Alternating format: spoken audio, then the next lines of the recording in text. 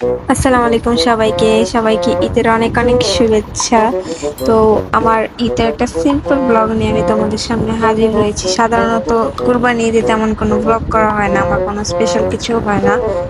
ঈদের দিন সকালবেলা আমি আর আমার ছোট ভাই মিলে একটু আম্মু সেমাই রান্না করছে আর নুডলস রান্না করছে, তো সেটাই আমরা মিলেমিশে খাচ্ছি।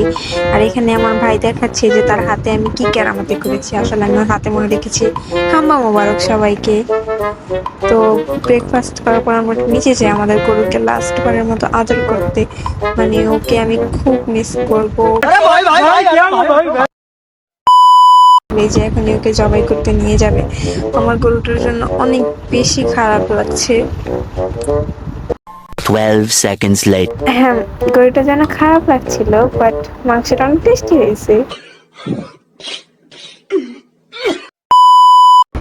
যাই হোক, কুরবানি তো খেতেই হবে। তো অনেক টেস্টি হয়েছিল আমার আম্মুর হাতের রান্না। তারপর কি, তারপর বসে বসে টিভি দেখছিলাম। ওই আমার একটা ইউটিউব চ্যানেল আছে, রঙ্গিলাস আর্ট ব্লগ, সেখানে গিয়ে অবশ্যই সাবস্ক্রাইব করবা। আর একটা ফেসবুক পেজও আছে রঙ্গিলাস আর্ট ব্লগ, সেখানে গিয়ে অবশ্যই সাবস্ক্রাইব করবা। তো দ্যাটস ইট, বাই বাই। আর হ্যাঁ, সবাইকে হাম্বা মুবারক।